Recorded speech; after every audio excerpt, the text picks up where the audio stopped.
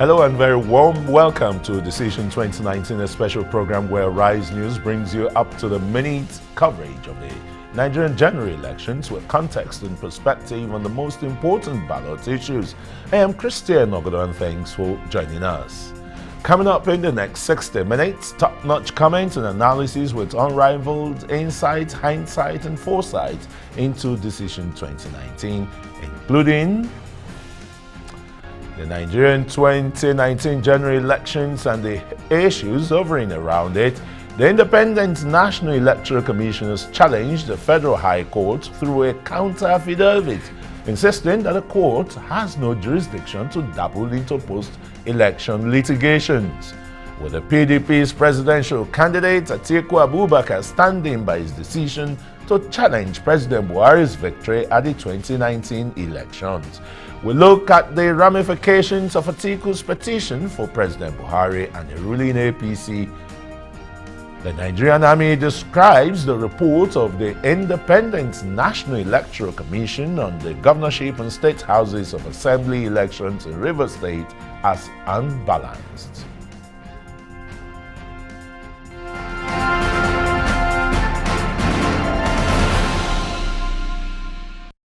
Okay, the Independent National Electoral Commission has challenged the order of Justice Inyang Ekpo, which on Tuesday restrained it from going ahead with collating, concluding, and announcing the governorship election results in Bauchi State.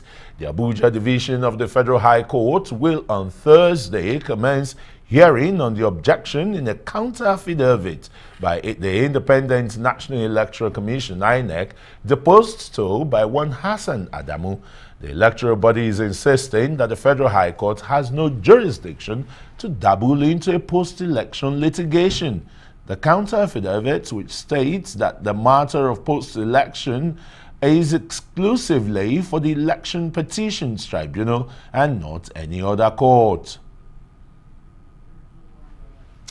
And for more on this story, I have with me in the studios the former Federal Commissioner of the National Human Rights Commission, Emmanuel Onwubiko, who is also the National Coordinator Chairman of the Human Rights Writers Association. Emmanuel, very warm welcome to you. I think the only thing I'm missing about the introduction is that Emma is a journalist, because a journalist still never retires and the rest. A journalist is always a journalist, yes. Absolutely. Yeah. Emma, the HURIWA, Human Rights Writers Association, have been really quiet during these general elections, particularly when the abuses that were, besieged with. During the general elections, in some parts of the country, but most notorious, Rivers State. Yeah, it's quite unfortunate that the election seasons in Nigeria have been converted to a war situation. Election ought not to be the way Nigerians have taken it. The escalation in violence that we've witnessed in the last general elections, the National Assembly election, the presidential election, and the Goba election, especially the incidents that occurred in Rivers State.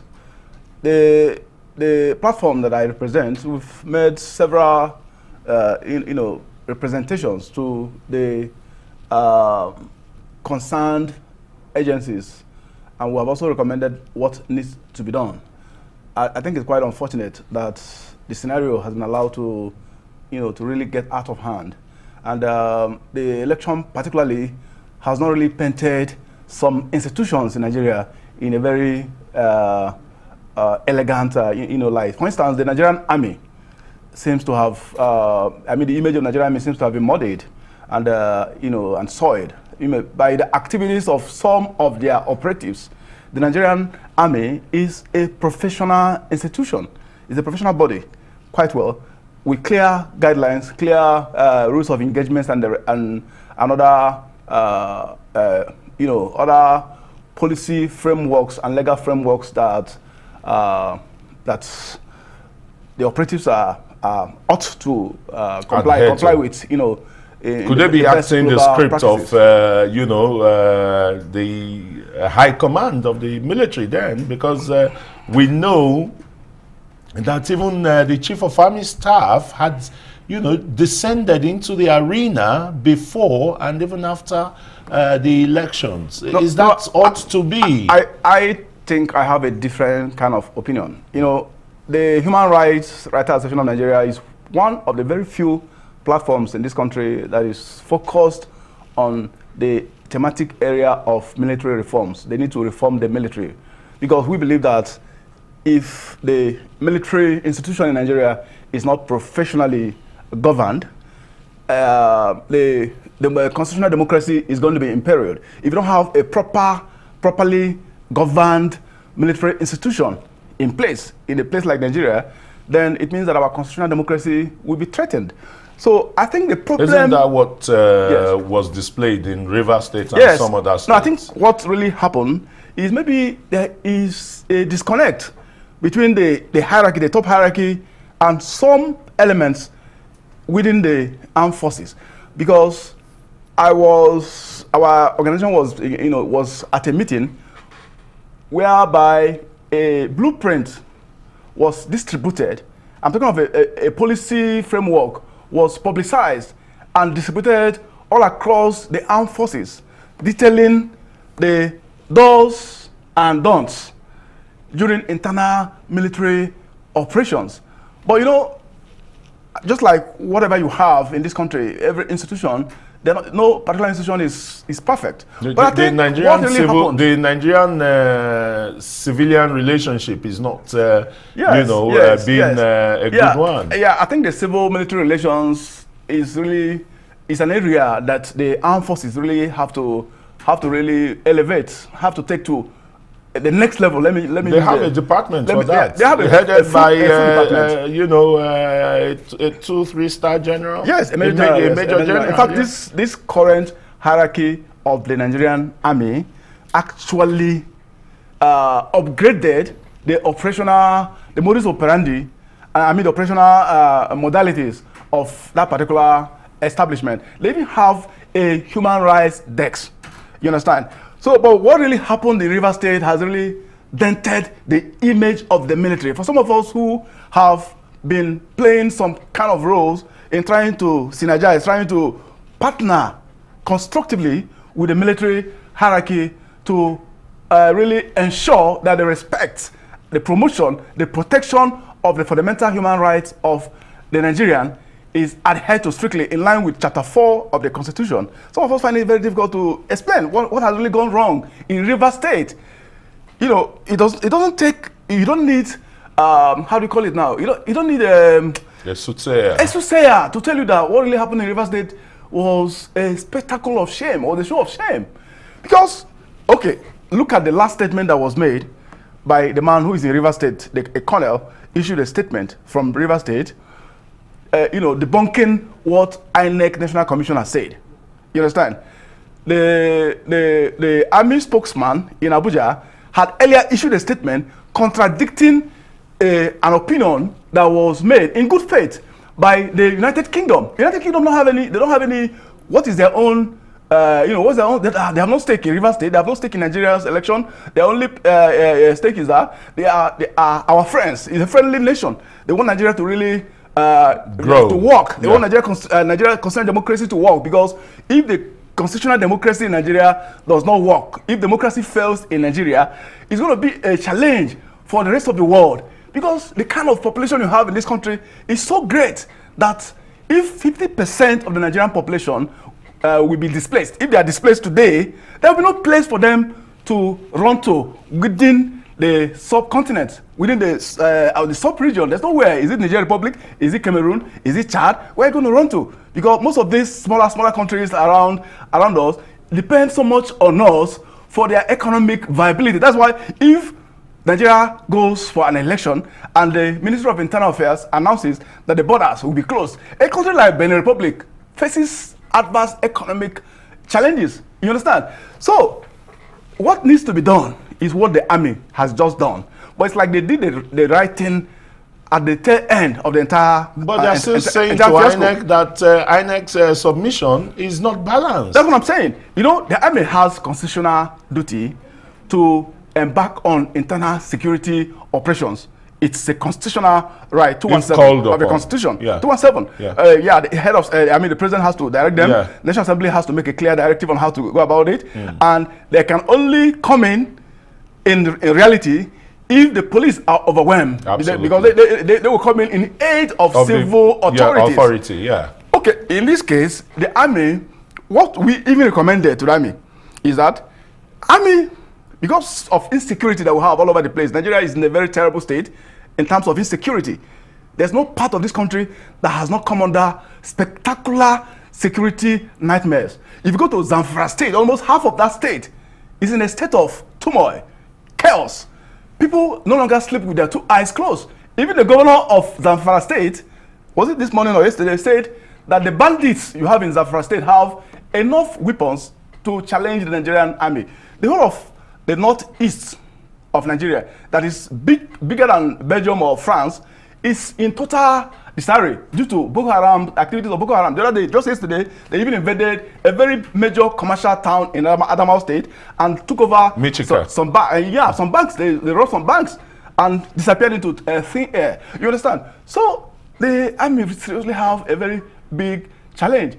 Now, when you have elections, the question people are asking, what is their special interest? What is the special interest of anybody? I'm not just talking about the army. I'm not part of those who will say crucify the army, because I know that the army is a very professional institution, and I know that Brother Tai, who is the head of the army, does not have any political ambition. He cannot even become any.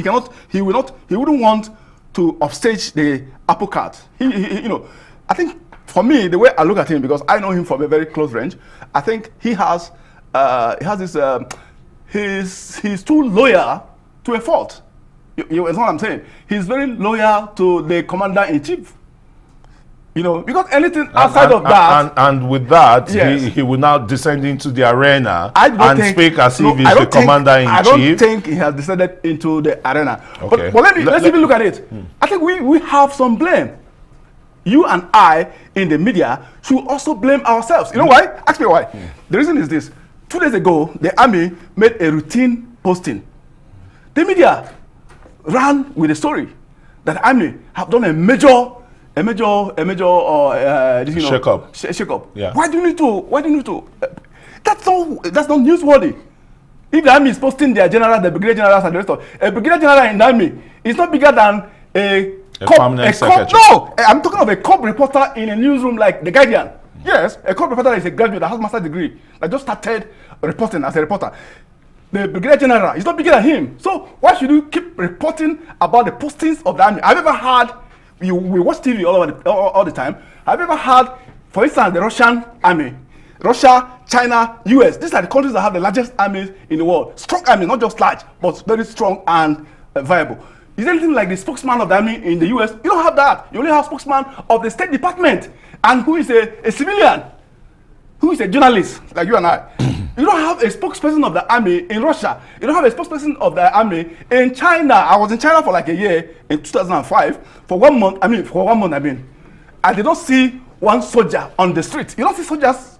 You don't see soldiers. You go to London. You've been going to London. You go to London. The only time I saw a soldier, I visited London more than 20 years. I saw a soldier only once. I don't know what really happened. When I saw that soldier, I was surprised. Soldier in London. It must have been when the train bomber, went off in London during the terrorist. You, the editors, should help this constitutional democracy we have in Nigeria. Downplay these issues of postings of the army. Why should you report about postings in the army when you don't report about postings of headmasters in Delta State? Okay, also report about it. All right, Emmanuel Onwubiko. Yeah. Yes. Let's look at other issues now. I mean, the army, they've really taken the flak, from Nigerians about their performance in the elections. But let's go to INEC now, the electoral umpire. They are being, bashed left, right, and center about their performance or inadequate performance, or some would say good performance, but mixed grill, of the ups and downs of INEC. And now the Bauchi debacle is in the court, and INEC has filed a counter affidavit saying to the courts that they don't have the powers to entertain that matter. Yeah, I think section 285 or so of the Constitution is that that brings into being the election tribunals. Election tribunals have the jurisdiction to entertain post-election matters. The court of law does not have the power to interfere when it comes to post-election issues. This was the same issue we had, I think, during the Obasanjo administration or so, when we had one notorious judge in Abuja, Justice Inyang Ekpo, that was issuing ex parte orders all over the place. This ex parte order is going to destroy our constitutional democracy. The judges must be called to order. They should stop. I know one retired Chief Justice of Nigeria put a halt to that. Exactly. That ex parte orders. Exactly. I'm happy that a political party has dragged that judge to NJC, but unfortunately the NJC is even in a very terrible state. NJC cannot even control themselves. NJC is in a crisis, state of crisis, where you have two Chief Justices of Nigeria. The judiciary in Nigeria has been messed up. And one said he didn't know what was happening before he was sworn in.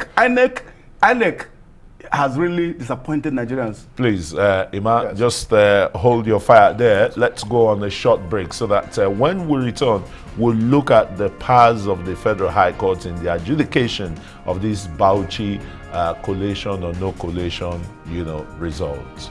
You're still watching Decision 2019. Plenty more still ahead. Stay with us.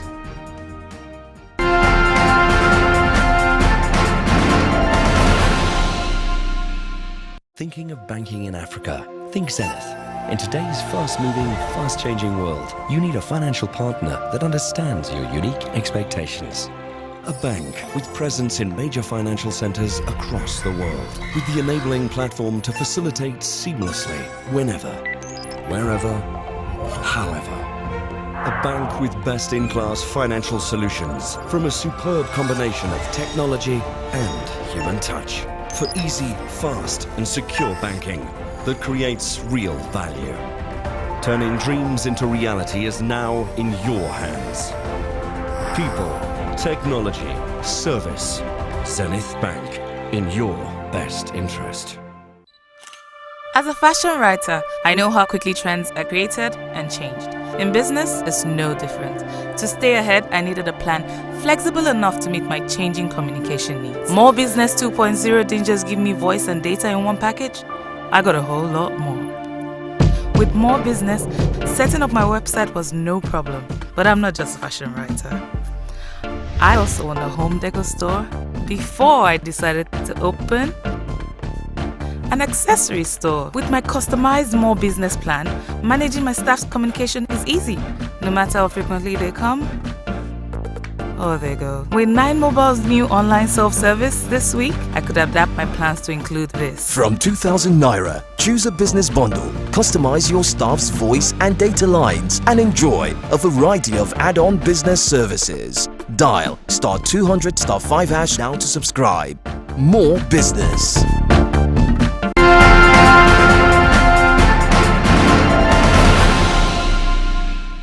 You're welcome back to Decision 2019. My name is Christian Ogodo. Thanks for staying with us. I still have Emmanuel Onwubiko, a former federal commissioner at the National Human Rights Commission, and today he is the coordinator of Human Rights Writers Association, Emmanuel Onwubiko.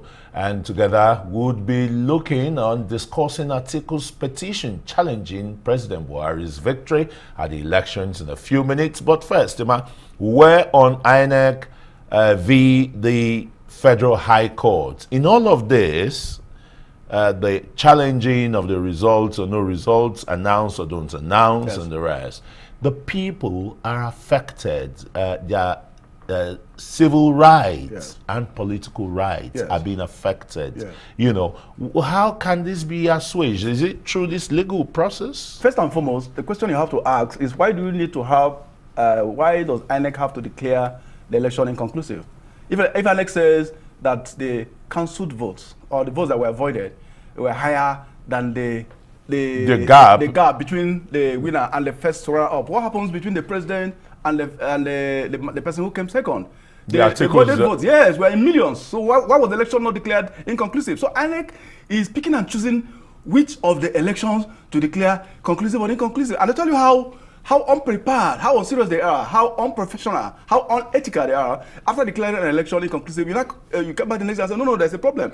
This election is not inconclusive. So INEC should put their house in proper. Is there anything wrong when one makes a wrong pronouncement and you want to right it? Why do you have to make a wrong pronouncement? You had 4 good years to prepare for this election. Well, that's a simple fallibility of man. It's not. It's choreographed to happen the way it has happened. You know why?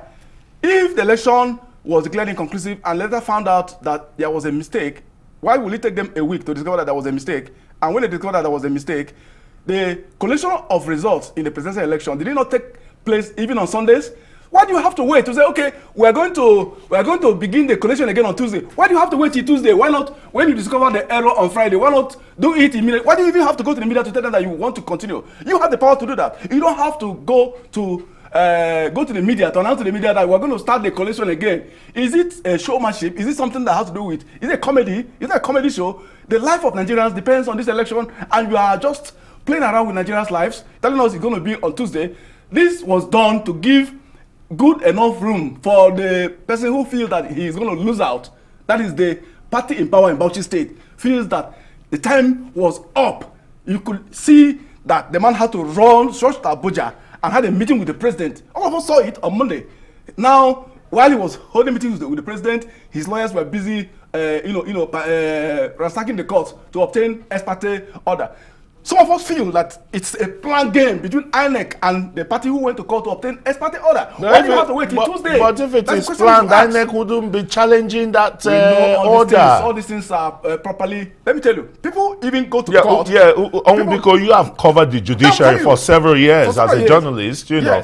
But everything is in the open here. I can tell you, everything is not open. I can tell you in good.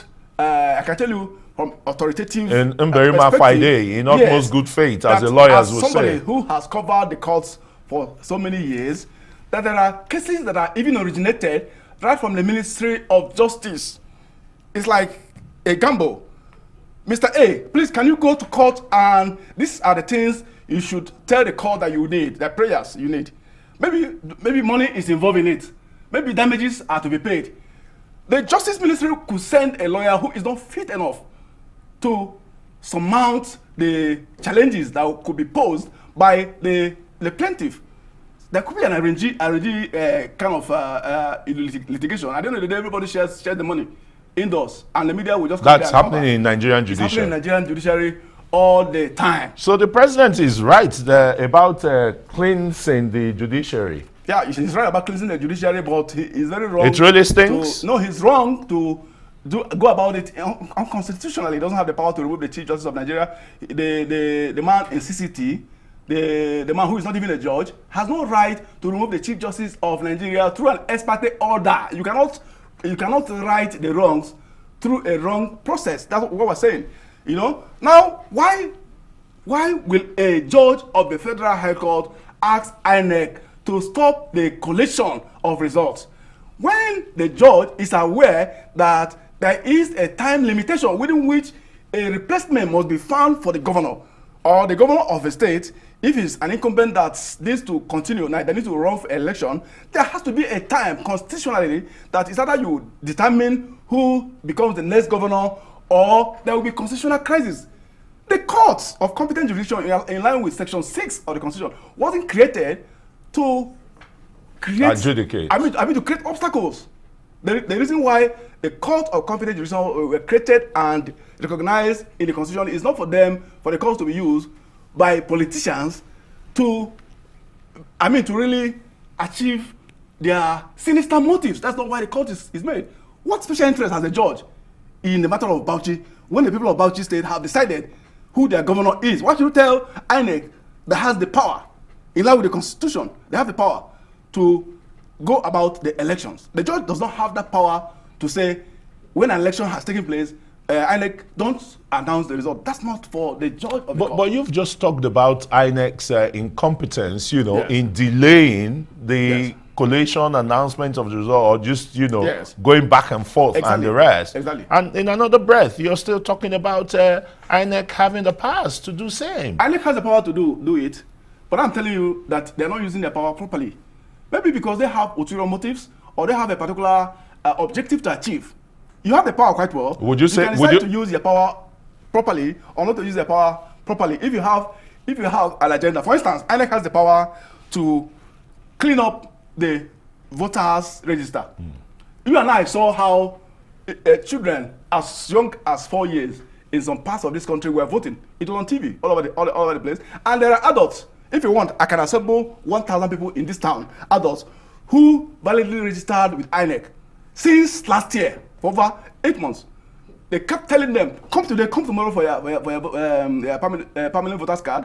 INEC never gave them this voters card. The moment they see that your name starts with Onwubiko or Okoro, they will not give you the voters card unless you are from a particular part of this country. It happened. A lot of Nigerians were disenfranchised as I speak with you.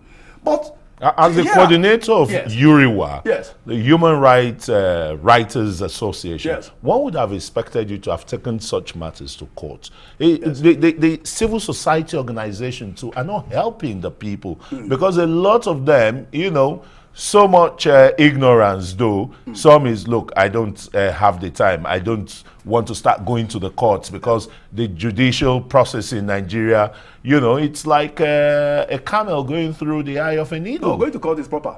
Going to court would have been quite okay. Absolutely, I agree with you, but I'm telling you the limitations of the people and why they, I mean, it's like the average Nigerian, you know, doesn't want to go to the police station to enforce his rights and the rest. You know, there's a problem. And Nigerians, you are quite right. The earlier Nigerians wake up to embrace these challenges of running democracy the way it should, the better for all of us. Why is it that the civil society community were vibrant during the Abacha regime? And we're not, it seems we have seemed to have gone to bed this time around. It's quite unfortunate. This is even the time that the civil society community should be alive because this is our government, the government you have to enthrone.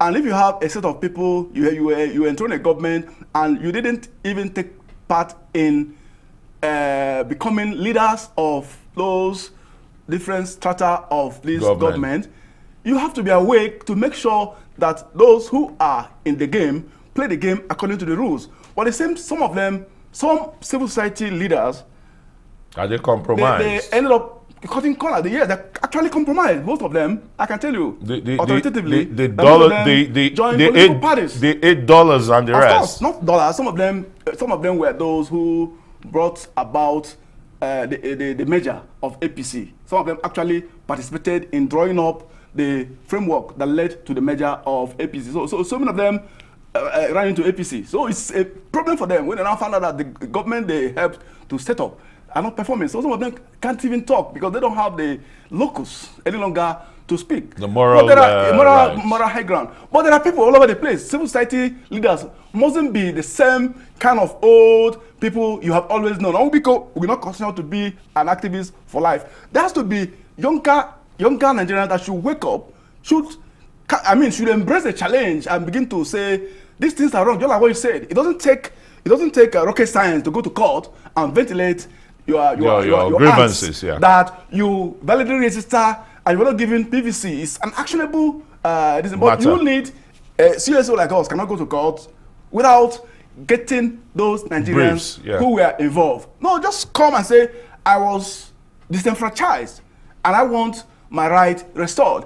Then you have to go to court maybe through a class action. And why do we not have lawyers who are ready and willing to offer their services pro bono? They no longer do it. We had them 20, 25 years ago. Late Gani of blessed memory was a champion of this. Exactly. And even former president of the NBA like Olisa Agbakoba and the rest. Agbakoba still does that. Yeah, he still does that. Exactly. The Falaners too, I hope they still do that now. I think the problem, let me give you one reason why most lawyers don't do it.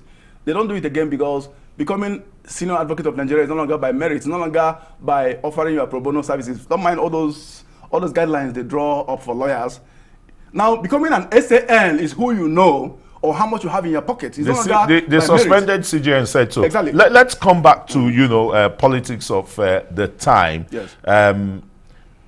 INEC, is really putting his feet down in the Bauchi matter. Yes. Why is he not doing same for Kano, for Sokoto, for Benue, for Adamawa, et al.?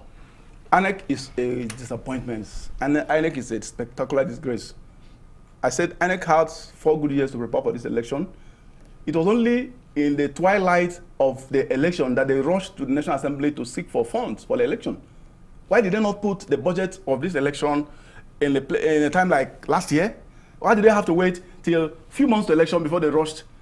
Why did the National Assembly? The National Assembly also has their own fault. Why do you have to wait to pass the Electoral Act, the amendment of the Electoral Act, almost just a month or two before the election? So there's a problem all over the place. So we need to really wake up. Then, just like what you said, in Kano, the issues arising from Kano election was not caused by the opposition party. It was caused by the ruling party in that state. All of us saw how the deputy governor and one other commissioner, the commissioner of local government or whatever, it was on TV. It was on TV. We are fighting. Somebody even told me today that he saw it on TV that the deputy governor's shirt was torn. The INEC man, his shirt was torn, where they were making effort to grab the result that they tore. Now you have how many local government areas in Kano State? And you have only one local government that is left. And the number of voters in that one local government is not big enough to change the dynamics of the entire result. So why do you have to declare that election inconclusive? If not that INEC has an interest in that election. The people have decided who they want to be their governor. They are all from Kano State. So why should INEC, led by one man from Bauchi State, now tell Kano State people how to vote? You understand? That's the question people are asking. So INEC is not really professional. They're not really ethical about the entire thing. Even in Sokoto, it's the same issue. You understand? So it's quite unfortunate. Then maybe in Rivers State you can say INEC is not completely the problem of INEC. They were overwhelmed by the rascality of some armed security forces. You understand? But INEC, can you ask a question? What is the interest in always declaring Kwara State election first? Why is that INEC they always have this jet speed to declare that Saraki has lost election. But when Ganduje loses election, or he's on the verge of losing election, they begin to play some kind of hanky-panky. Something is wrong. Even a blind man knows, even somebody, a child that is an imbecile, knows that something is wrong with INEC. Why do you have to rush and announce the result of Kwara State? And it's taking you years to announce the result of Kano State or announce the result of Bauchi State. Are you saying the people of Kano State are better educated and more advanced in terms of the lectures of yes, sophistication? So are they perfect beings that they behave like people who are in heaven? So I mean people of Kwara State. Kwara State, you're trying to say. What's so special about Kwara State? If not that INEC has an agenda to dethrone Saraki, who has been a thorn in the flesh of the presidency. That is the issue. So we really need to reorganize this INEC. It's a problem when you have somebody who thinks that he has 100% loyalty to the appointing authority. That's not how it should be. By the way, INEC chairman cannot be removed by the president. Where is fair? I asked the INEC chairman after the postponement of the initial presidential election at the World Press Conference that if the presidential election or any of the elections were, inconclusive, do they have the capacity to do that? And they've been known for inconclusive elections since their tenure. And the INEC chairman, Mahmoud Yakub, couldn't justify, the questions very well. And it looks as if that's, the effects that we're having now reverberating. It's very unfortunate. Everywhere. It's quite unfortunate. For instance, you have a place like Lagos, where everybody saw how a set of people were were disenfranchised, but elections took place.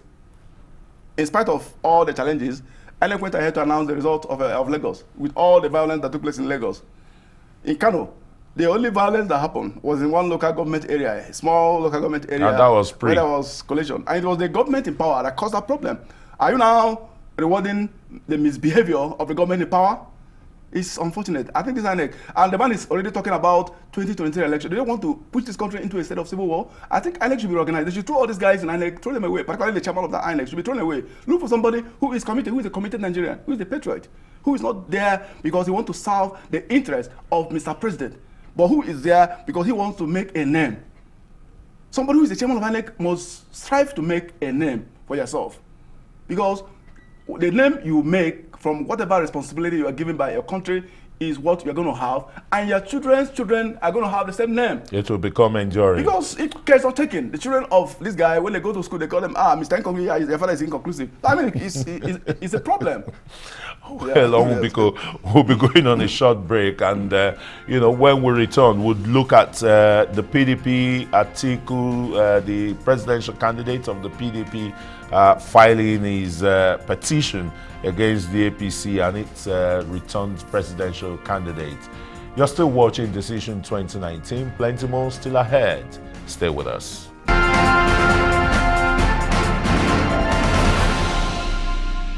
All right, you're still watching Decision 2019 with me, Christian Nogodo, and I still have here as my guest Emmanuel Onwubiko. Like I said before, he's the National Coordinator of Human Rights Writers Association, former National Commissioner of the National Human Rights Commission.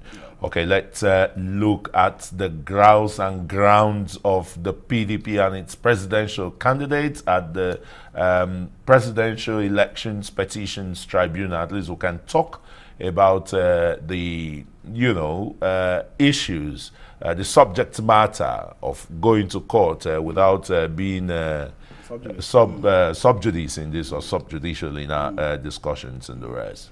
A lot of inconsistencies from what the PDP and its presidential candidates, have laid on the table of the tribunal. Yeah, first and foremost, I want to say that the candidate of the PDP has every constitutional right to go to court to ventilate his grievance. Yeah. If you go for an election and you feel that you've been cheated, you feel that you've been sidelined, shortchanged, the Constitution has made it very clear that you have the right to go to court to seek redress. So first and foremost, I was shocked to find out that even some senior lawyers were the first people to say, don't go to court. Why should he not go to court? Maybe they've lost hope in the system. They should not lose hope in the system, even though the system is a bit bastardized. Yeah, like what we were saying, the Supreme Court seems to be in a very terrible state right now, because you have a Supreme Court where we don't even know who the Chief Justice of Nigeria is. First and foremost, premeditated? Yes, the man who is the substantive Chief Justice of Nigeria ought not to have been removed through an illegitimate process by an ordinary lawyer who is not even a judge, who is not even the man who is now saying that he has his allegiance and his loyalty to the president. You have a loyalty to the president, which means you belong to another arm of government, and you have the Constitution say that you cannot remove the Chief Justice of Nigeria without the NJC taking a decision on that, because that's why you have checks and balances. That's why you have the three tiers of government. The NJC seems to have its hands tied. NJC is also is in a very terrible situation, because its hands are tied. Now you have somebody they now went and brought back from retirement and made him the interim overhead of that NJC, and the man is said to be a classmate of one of the candidates. Why will you have somebody, even if they are not classmates, even if it's somebody that we even went to school together, even if it's just schoolmate? He should have recused himself. Completely independent. Now you went and brought somebody who is the former president of the Court of Appeal.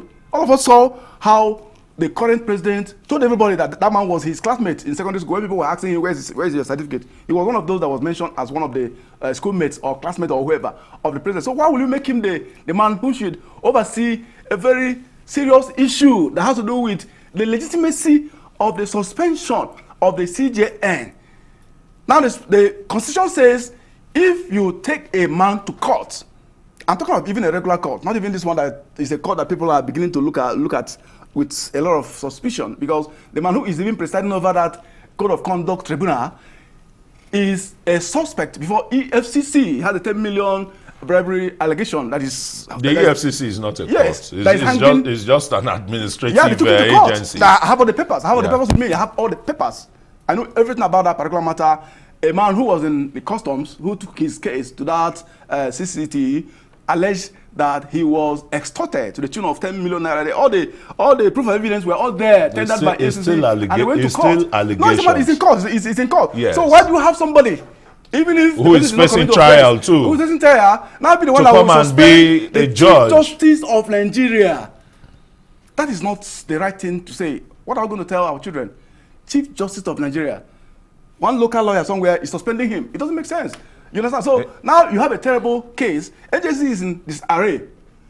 You have a man who says he is the acting CJN. Now tell you that he is not aware that the CJN has been suspended, that he knows that CJN is still the chief authority. What kind of country is this?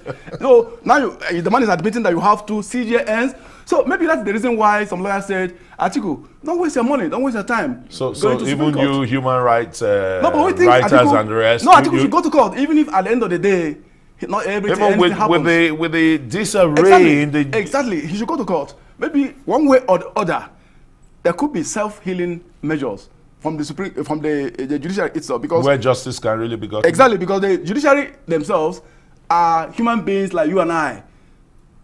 In fact, some of them in the court system, some of the judges, I can tell you, the particular judge, I will not mention his name, in one of the highest courts of this land, that we sit together to take palm wine. So he is. I'm just telling you that they're just like any of us. So they hear what people say. They're not gods. They're not angels. Would they be influenced by just what people say or what?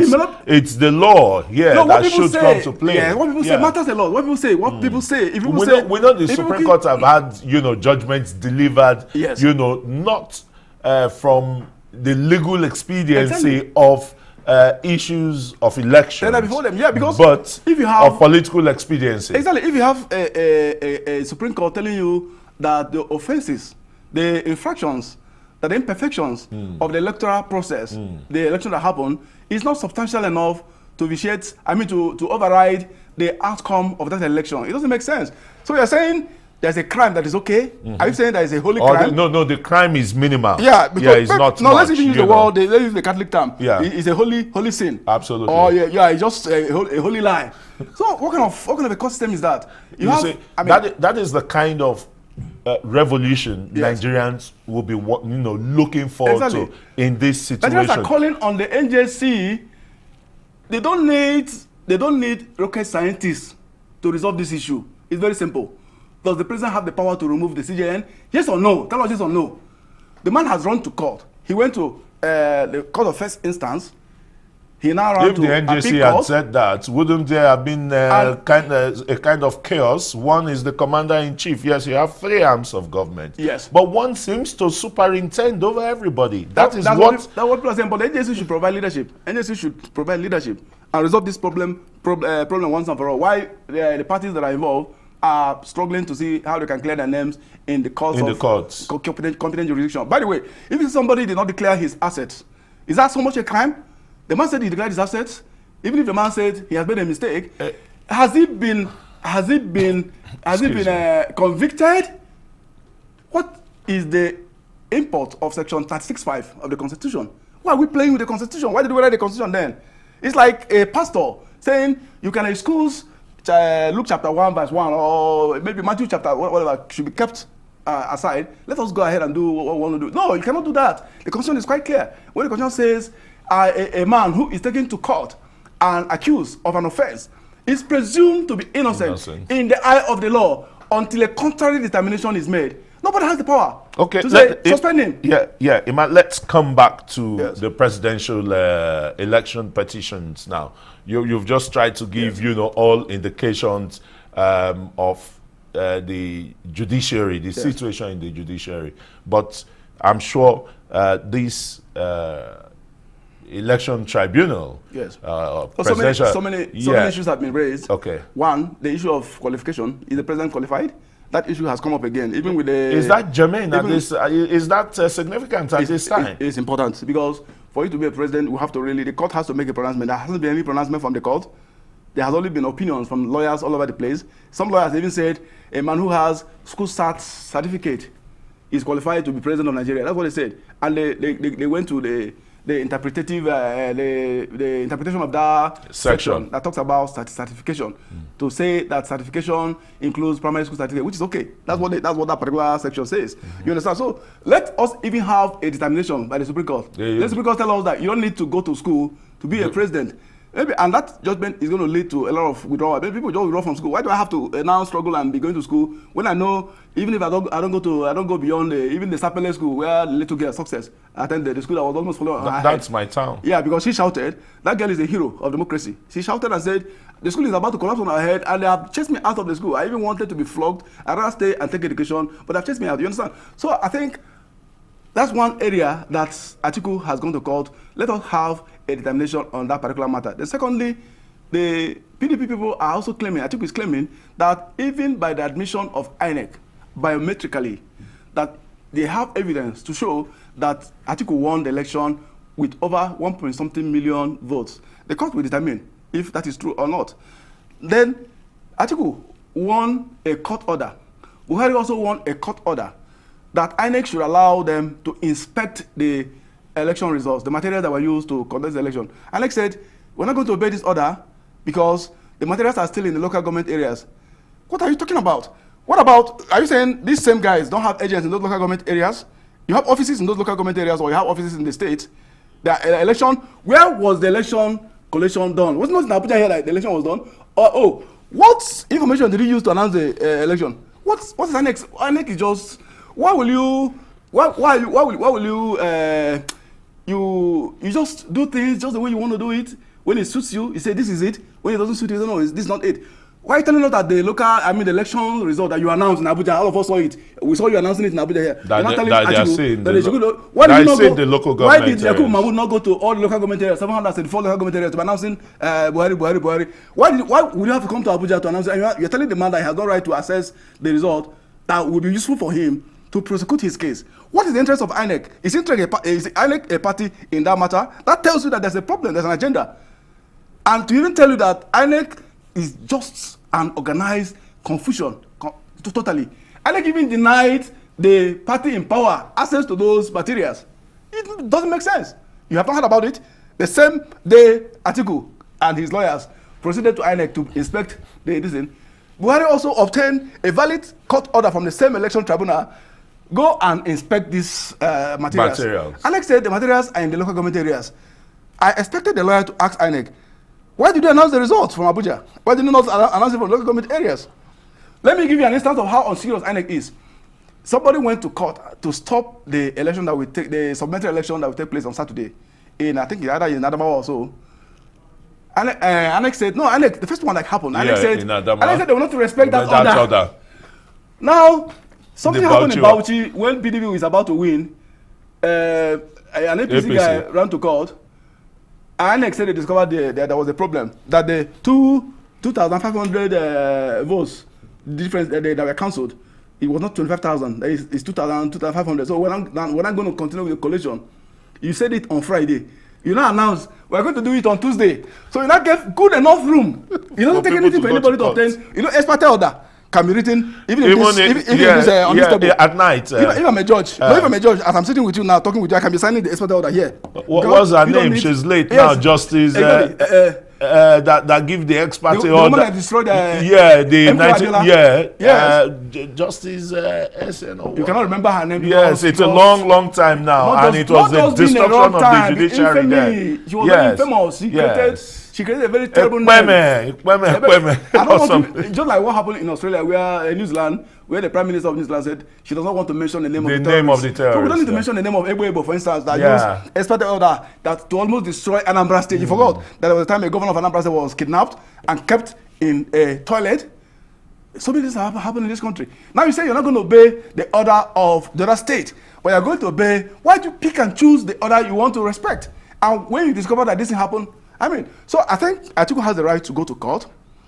Now, this is an opportunity for the court to tell Nigerians that they're not as bad as people say they are. They should not think that they are completely alienated from the larger society. People know them. People know who they are. They know where they live. They know their children. You understand? Their children go to school with our children. Their children should be proud to have a father who is a judge. It takes a lot to be a judge of a high court. If you get to that position, you have how many millions of Nigerians, and out of several millions of Nigerians, you're opportune to be elevated to a court It's like a temple of justice. And somebody's in court telling you to please, I have these five reasons why I have come to court. Nigerians expect them to look at those reasons critically and reach a determination that will satisfy all the parties in the matter. Well, that's gladdening. I mean, at least the Presidential Election Petition Tribunal would say has started very well, granting both, requests of parties to inspect election materials, and INEC dilly-dallying before it finally agreed. But the parties have not even asked for forensic investigation. No, they did. They did. That has not been granted, which is going to, be a kind of fulcrum of, the determination of this matter to a part of, the processes. There's, in fact, in the contemporary times, there's no way you can reach a proper, sound, qualitative judicial determination of a matter without forensics. For instance, if you look at America, for instance, look at UK, when a person commits a crime, from that crime scene, they begin to gather forensic materials.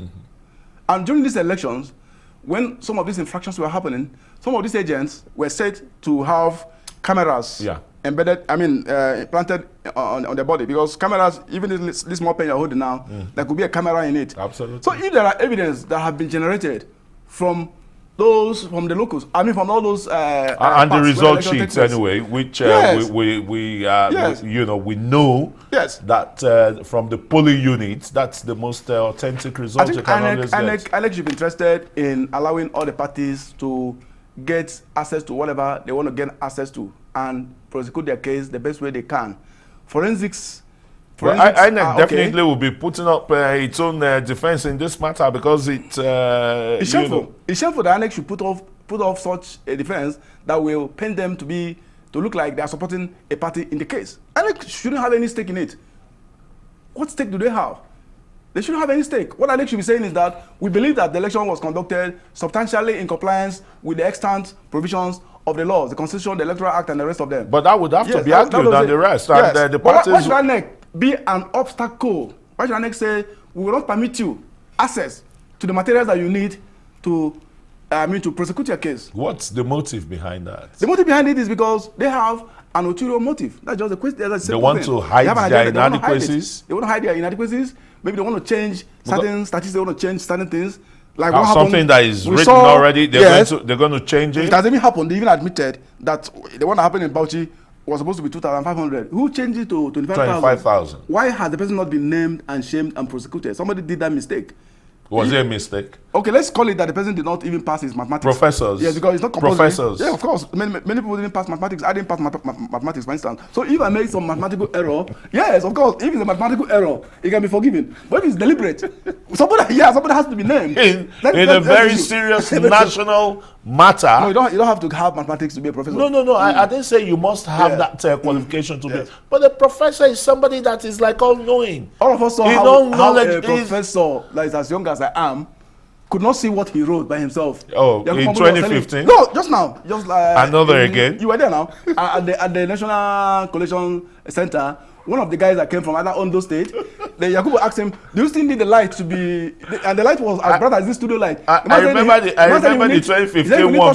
Well, they should bring more touchlight. The one from River State. It doesn't make sense. He couldn't read it. I mean, it's terrible. They gave him glasses. Or even the one from Edo State, the one that said his computer that he had an accident. He didn't have accident at that time. It was when he was conveying the result from that point to Benin City that he had accident. And nobody knew that when accident happened. No police report. He had an accident and his computer spoiled. But he was able to read something that gave APC the result. I mean, what kind of thing is this? And these are all professors. Do we even need professors to conduct elections? We don't need professors to conduct elections. We don't need professors to conduct elections. All right, yes. Emmanuel Onwubiko. I know if I give you the time, that's one beauty of the journalist and, being ingrained in the human rights community, and that you've been doing for over 2 decades now. Emmanuel Onwubiko, former National Commissioner of National Human Rights Commission, and is the National Coordinator of Human Rights Writers Association. Thanks so very much for joining us, and it's been really deeply, resounding having you on Decision 2019. Thank you very Well, much. that's it for this edition of Decision 2019. Join us again for a fresh edition tomorrow. From me and the entire team here in Abuja, goodbye and thanks for watching.